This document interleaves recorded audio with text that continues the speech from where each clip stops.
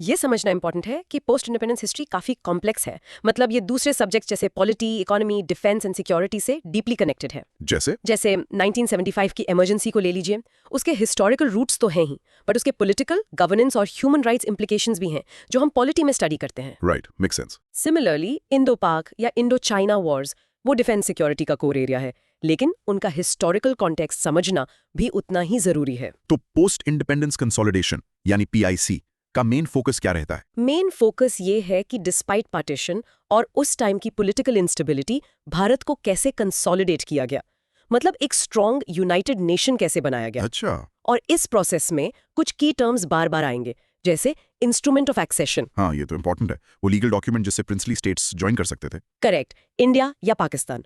और दूसरा टर्म है प्रिवी पर्सेस, जो फॉर्मर रूलर्स को पेमेंट्स दिए जाते थे। खैर, उस पर आज ज्यादा डिटेल में नहीं जाएंगे।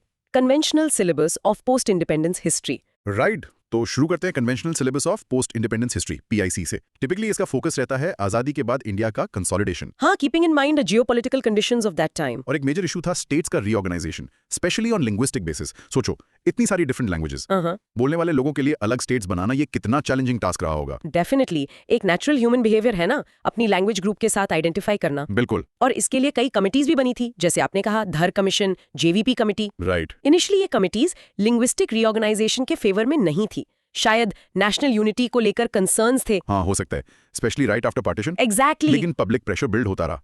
इवेंचुअली 1956 में स्टेट रीऑर्गेनाइजेशन एक्ट आया। इसे सिर्फ फैक्ट्स की तरह देखना काफी नहीं है।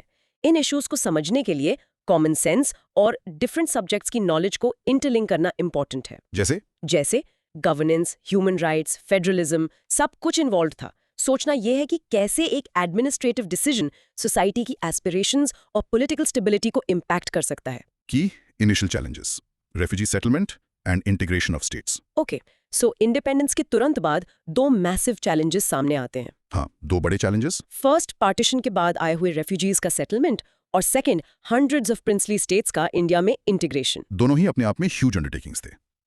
Refugee settlement. पहले बात करते हैं रेफ्यूजी सेटलमेंट की।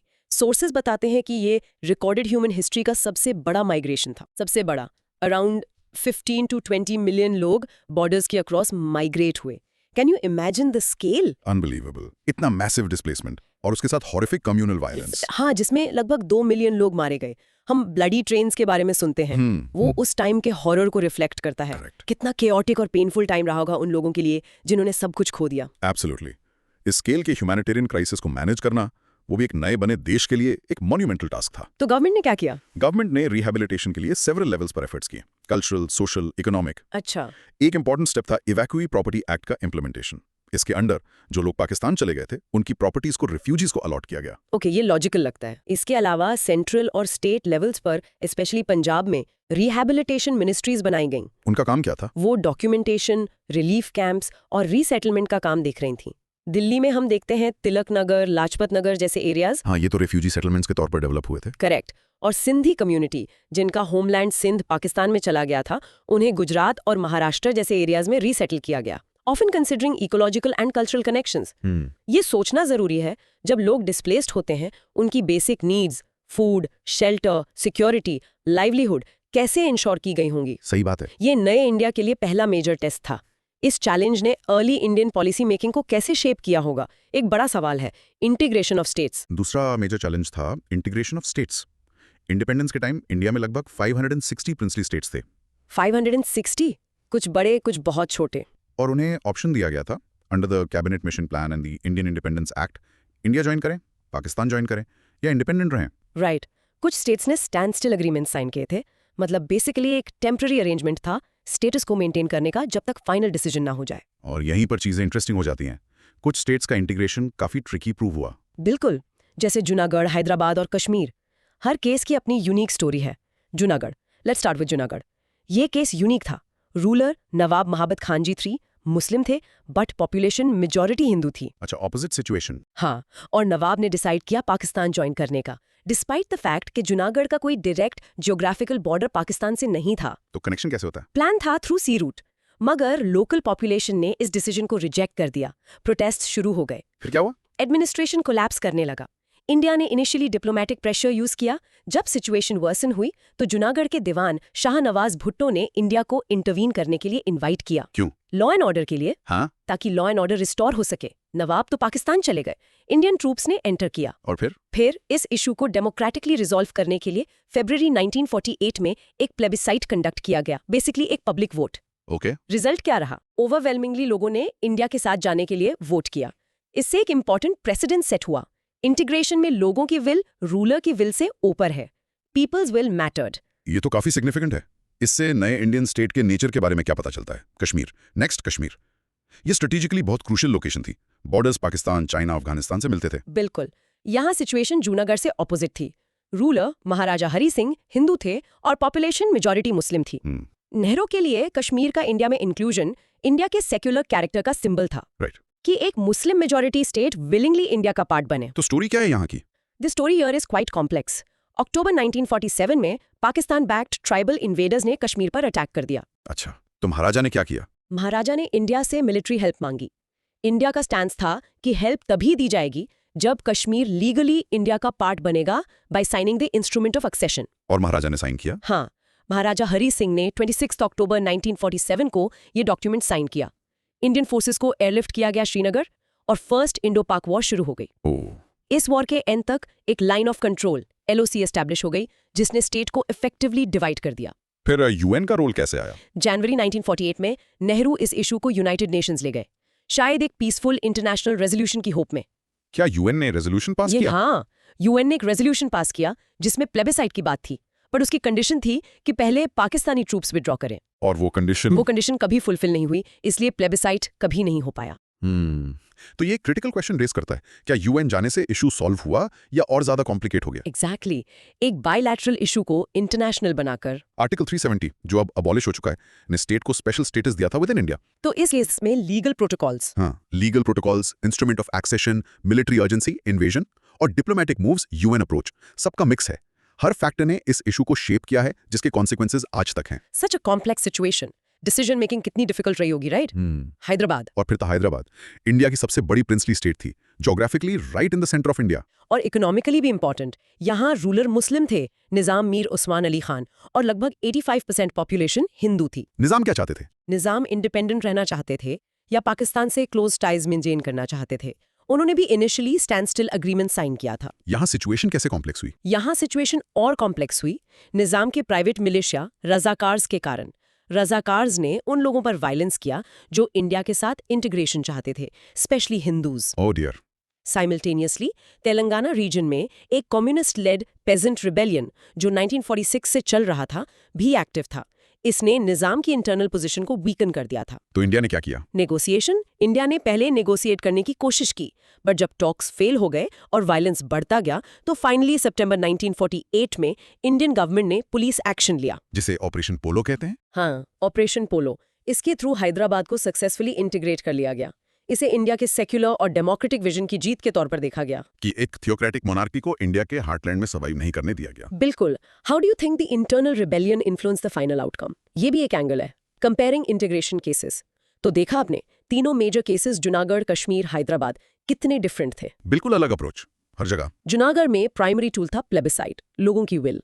हैदराबाद में यूज करना पड़ा police action, force, internal resistance को ओवरकम करने के लिए। और कश्मीर में एक्सेशन हुआ अंडर ड्यूरेस। हाँ, इन्वेजन के प्रेशर में, followed by war and internationalisation of the issue. In cases को कंपेयर करने से उस टाइम के चैलेंजेस और स्ट्रेटजी समझ आती हैं। एग्जैक्टली। सरदार पटेल और नेहरू की लीडरशिप ने जो डिफरेंट स्ट्रेटजीज यूज की, उनकी अंडरस्टैंडिंग मिलती है। अगर इन तीनों को कंपेयर करना हो तो की डिफरेंसेस क्या हाईलाइट करेंगे?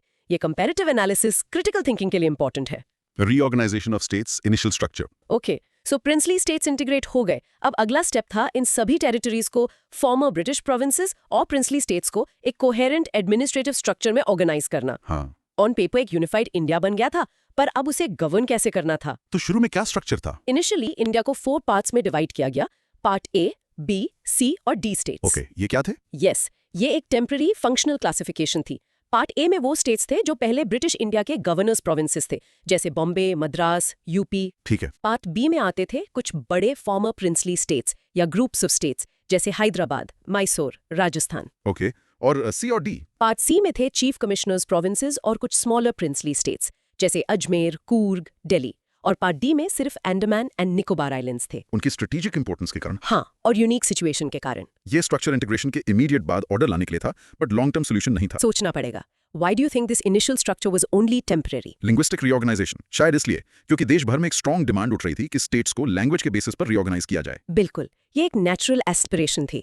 लोग अपनी लैंग्वेज और कल्चर के बेसिस पर अपनी पॉलिटिकल आइडेंटिटी चाहते थे। इनफैक्ट कांग्रेस ने भी प्री इंडिपेंडेंस इस आइडिया को सपोर्ट किया था। एक बेसिक ह्यूमन टेंडेंसी है, राइट? अपनी भाषा में एडमिनिस्ट्रेशन, एजुकेशन चाहना। एग्जैक्टली। लेकिन इंडिपेंडेंस के बाद गवर्नमेंट इनिशियली हेजिटेंट थी। कंसर्न्स थे नेशनल यूनिटी और सिक्योरिटी को लेकर। कहीं इससे देश और ना टूट जाए। हाँ, स्पेशली पार्टीशन के इमीडिएट बाद। इसलिए committees like Dhar commission and JVP committee, जिसमें नेहरू, पटेल, सीतारामैया थे। हाँ, उन्होंने लिंग्विस्टिक रीऑर्गेनाइजेशन को इनिशियली रिजेक्ट किया, सजेस्ट किया कि एडमिनिस्ट्रेटिव कन्वीनियंस को प्रायोरिटी देनी चाहिए। लेकिन पॉपुलर प्रेशर तो था बहुत ज्यादा, स्पेशली तेलुगु स्पीकिंग एरियाज में जो मद्रास प्रेसिडेंसी का हिस्सा थे। वहां पोटी श्रीरामुलु की डेथ हुई after a long hunger strike demanding a separate Andhra state. Oh, उससे सिचुएशन क्रिटिकल हो गई होगी। हाँ, फाइनली अंडर प्रेशर 1953 में इंडिया की first linguistic state Andhra Pradesh बनाई गई, मद्रास स्टेट से तेलुगु स्पीकिंग एरियाज को अलग करके। इसके बाद क्या हुआ? इसके बाद इस इशू को सिस्टमैटिकली एड्रेस करने के लिए स्टेट रीऑर्गेनाइजेशन कमीशन SRC बनाई गई, headed by Fazal Ali. Okay, और इसकी रिकमेंडेशंस? इसकी रिकमेंडेशंस के बेसिस पर 1956 में स्टेट रीऑर्गेनाइजेशन एक्ट पास हुआ। इसने part A, B, C, D system को अबॉलिश किया और 14 स्टेट्स और 6 यूनियन टेरिटरीज क्रिएट किए, मोस्टली ऑन लिंग्विस्टिक लाइंस। ये तो इंडियन फेडरलिज्म को शेप करने में एक मेजर स्टेप था। बिल्कुल, इससे डेमोक्रेसी डीप हुई या फ्रैगमेंटेशन का रिस्क बढ़ा? What are your thoughts? एक ऑनगोइंग डिबेट है। बिल्कुल, फर्दर रीऑर्गेनाइजेशंस। और ये रीऑर्गेनाइजेशन का प्रोसेस 1956 पर रुका नहीं, ये चलता रहा। हाँ, बाद में स्टेट्स सिर्फ लैंग्वेज के बेसिस पे नहीं बने। एडमिनिस्ट्रेटिव रीजंस या इकोनॉमिक बैकवर्डनेस या डिस्टिंक्ट कल्चरल आइडेंटिटी के बेसिस पर भी बने। जैसे 1960 में बॉम्बे स्टेट का डिवीजन हुआ, महाराष्ट्र और गुजरात में, राइट। या फिर 2000 में बिहार से झारखंड अलग हुआ। हाँ, उसके पीछे वहाँ की डिस्टिंक्ट ट्राइबल कल्चर, हाँ, इकोनॉमिक अंडर डेवलपमेंट, हाँ, डिस्पाइट बीइंग मिनरल रिच, और बेटर एडमिनिस्ट्रेशन की डिमांड थी। तो डेवलपमेंट नीड्स भी एक फैक्टर बन गया। एग्जैक्टली। और मोर रिसेंटली स्ट्रेटेजिक रीजन से भी रीऑर्गेनाइजेशन हुई है। जैसे 2019 में जम्मू एंड कश्मीर स्टेट को बाइफोकेट करके 2 union territories Jammu and Kashmir और लद्दाख में कन्वर्ट किया गया, citing security concerns and governance issues. ये एक ऑनगोइंग डिबेट रेस करता है। क्या स्टेट्स को छोटा करना या उनका स्टेटस चेंज करना एडमिनिस्ट्रेशन को ज्यादा एफिशिएंट बनाता है या और कॉम्प्लेक्स कर देता है? इसके प्रोज एंड कॉन्स दोनों हो सकते हैं, right. Integration of foreign enclaves, okay, British तो 1947 में चले गए थे, पर इंडिया में अभी भी कुछ स्मॉल पॉकेट्स थे जो फ्रेंच और पोर्चुगीज कंट्रोल में थे। हाँ, इन्हें भी इंटीग्रेट करना जरूरी था to complete the process of India's territorial consolidation. Decolonisation का प्रोसेस अभी इनकम्प्लीट था बेसिकली। तो फ्रेंच एनक्लेव्स का क्या हुआ? पौंडीचेरी वगैरह? फ्रेंच एनक्लेव्स पौंडीचेरी, पुडुचेरी, कराईकल, माहे, यानम को रिलेटिवली पीसफुली इंटीग्रेट किया गया डिप्लोमेसी और नेगोशिएशंस के थ्रू। और वहां हुए एक रेफरेंडम के बाद फ्रांस ने 1954 में इन टेरिटरीज को इंडिया को ट्रांसफर कर दिया। अच्छा, ये स्मूथ था। लेकिन Portuguese territories, Goa, Daman and Diu, Dadra and Nagar Haveli का केस डिफरेंट था। पोर्चुगल अपनी कॉलोनीज छोड़ने को तैयार नहीं था डिस्पाइट इंटरनेशनल प्रेशर और लोकल मूवमेंट्स। तो मिलिट्री एक्शन? हाँ, फाइनली इंडिया को मिलिट्री एक्शन लेना पड़ा। दिसंबर 1961 में ऑपरेशन विजय के through Goa, Daman and Diu को लिबरेट कराया गया और इंडिया में इंटीग्रेट किया गया। और दादरा एंड नगर हवेली? वो पहले ही लिबरेट हो चुका था लोकल एफर्ट से। ये दिखाता है कि डीकोलोनाइजेशन हमेशा स्मूथ नहीं था, कभी कभी फोर्स भी यूज करना पड़ा। Interesting. Why do you think Portugal resisted so much compared to France? शायद उनका कॉलोनियल पर्सपेक्टिव अलग था। Economic policies and land reforms, political integration के साथ साथ इकोनॉमिक फ्रंट पर भी मेजर चेंजेस की जरूरत थी। इंडिपेंडेंस के टाइम इंडियन एग्रीकल्चर में एक्सट्रीम इनइक्वालिटी थी लैंड ओनरशिप को लेकर, बहुत ज्यादा। इसलिए लैंड रिफॉर्म्स एक मेजर पॉलिसी इनिशिएटिव था। इसका मेन एम था सोशल जस्टिस, मतलब इनइक्वालिटी कम करना और एग्रीकल्चरल प्रोडक्टिविटी बढ़ाना। एक सोशलिस्ट विजन भी था इसके पीछे। एबोलिशन ऑफ जमींदारी सिस्टम, जो इंटरमीडियरीज थे ब्रिटिश एरा के, उन्हें एलिमिनेट किया गया ताकि स्टेट का डायरेक्ट रिलेशनशिप कल्टीवेटर से बने। राइट। सेकंड, टेनेंसी रिफॉर्म्स किए गए। इसका एम था टेनेंट्स को सिक्योरिटी ऑफ टेन्योर देना और फेयर रेंट फिक्स करना। Okay. Third, land ceiling legislation लाई गई, मतलब एक इंडिविजुअल या फैमिली कितनी मैक्सिमम लैंड ओन कर सकती है उस पर एक लिमिट लगाई गई। सरप्लस लैंड को अक्वायर करके लैंडलेस लेबरर्स में डिस्ट्रीब्यूट करना था। ये सीलिंग लिमिट हर स्टेट में अलग थी? हाँ, डिफरेंट स्टेट्स में डिफरेंट थी based on land quality etcetera.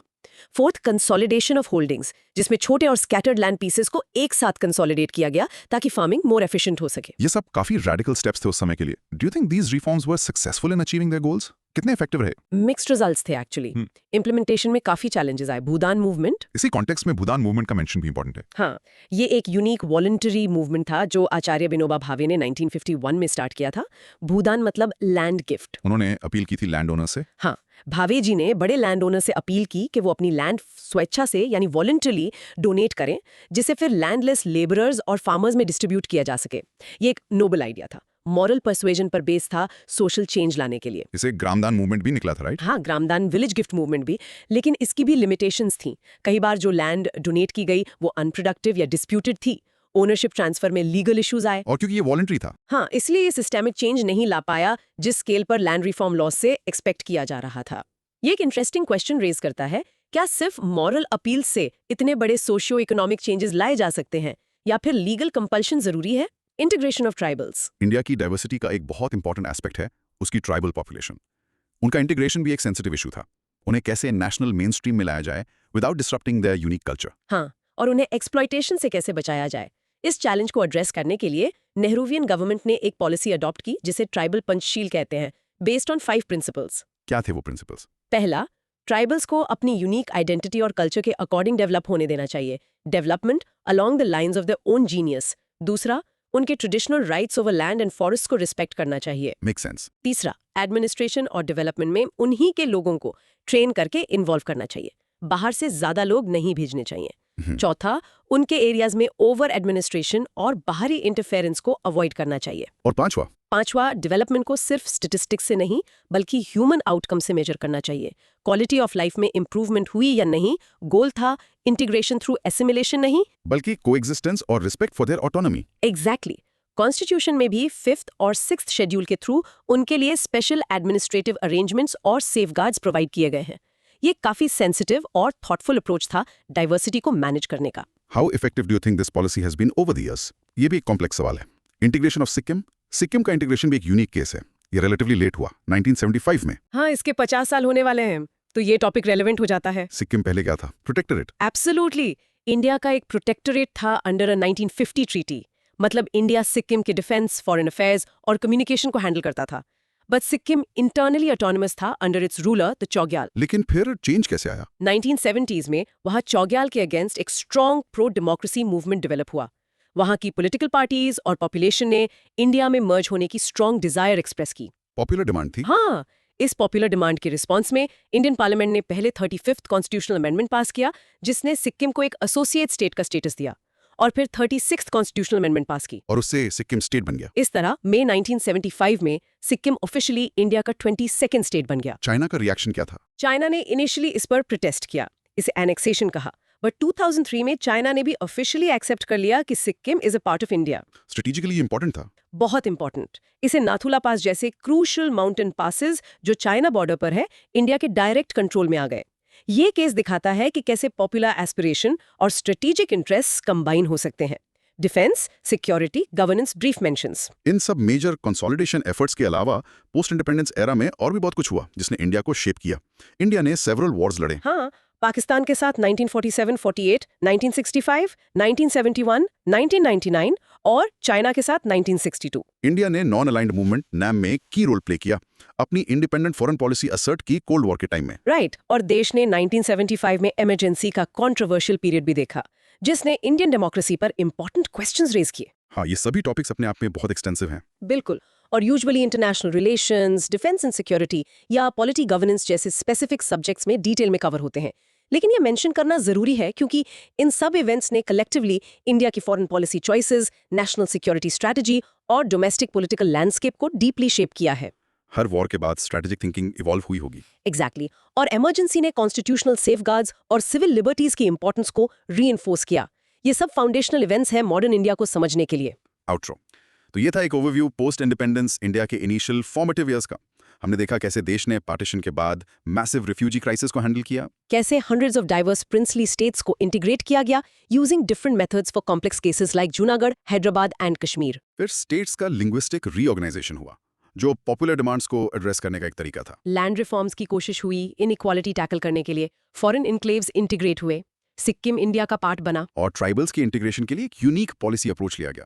काफी कुछ था नए देश को बिल्ड करने और स्टेबलाइज करने में। बिल्कुल। और सबसे फैसिनेटिंग बात यह है कि ये सारी प्रोसेसेस इंटरकनेक्टेड थी और इनका क्यूमुलेटिव इफेक्ट आज के इंडिया पर दिखता है। उसकी politics, society, boundaries, challenges, strengths सब इन्हीं अर्ली एक्सपीरियंसेस में रूटेड है। ये सब समझने से इंडिया की जर्नी का एक डीपर पर्सपेक्टिव मिलता है कि देश यहाँ तक कैसे पहुंचा। डेफिनेटली। चलो एक क्विक रिकैप करते हैं। Try to recall. हाँ, करते हैं। रेफ्यूजी क्राइसिस का सबसे बड़ा चैलेंज क्या था? Think about the scale and the task of rehabilitation. हाँ, वो स्केल और फिर उन्हें बसाना, बहुत बड़ा काम। राइट। और जूनागढ़, हैदराबाद, कश्मीर के इंटीग्रेशन में मेन डिफरेंसेस क्या थे? याद करो मेथड्स। प्लेबिसाइट जूनागढ़ में, पुलिस एक्शन हैदराबाद में, और कश्मीर में accession followed by war and internationalisation, तीनों अलग। करेक्ट। स्टेट्स को लैंग्वेज बेसिस पर रीऑर्गेनाइज करने का मेन रीजन क्या था? पॉपुलर एस्पिरेशंस, अपनी आइडेंटिटी की रिकग्निशन की डिमांड। बिल्कुल। भूदान मूवमेंट का मेन आइडिया क्या था? Voluntary land donation through moral appeal, Acharya Vinoba Bhave. Perfect. और सिक्किम इंडिया का स्टेट कब बना, ईयर याद है? वो था 1975, 36th अमेंडमेंट से। एक्सीलेंट। ओके, सो अब हमने पूरा टॉपिक कवर कर लिया। इमेजिन तुम किसी दोस्त को समझा रहे हो, तो इस पूरी डिस्कशन का कोर मैसेज अपने वर्ड्स में कैसे बताओगे? ट्राई करो याद करके रीकैप करना। That's how memory gets stronger. सही बात है। और फाइनली एक थॉट लेकर जाते हैं। कभी सोचा है अगर उस वक्त सरदार पटेल जैसे लीडर्स प्रिंसली स्टेट्स को इतनी सक्सेसफुली इंटीग्रेट ना कर पाते तो क्या होता? हाँ, तो आज इंडिया का पॉलिटिकल मैप कैसा दिखता? क्या कॉन्सिक्वेंसेस हो सकते थे उस फ्रैगमेंटेशन के, security, national identity, economic development के लिए? इस पर जरूर सोचना। एक इंपॉर्टेंट सवाल है। बिल्कुल। आज के एनालिसिस के लिए बस इतना ही। होप ये डिस्कशन इन्फॉर्मेटिव और थॉट प्रोवोकिंग रहा होगा। Thank you. Thank you.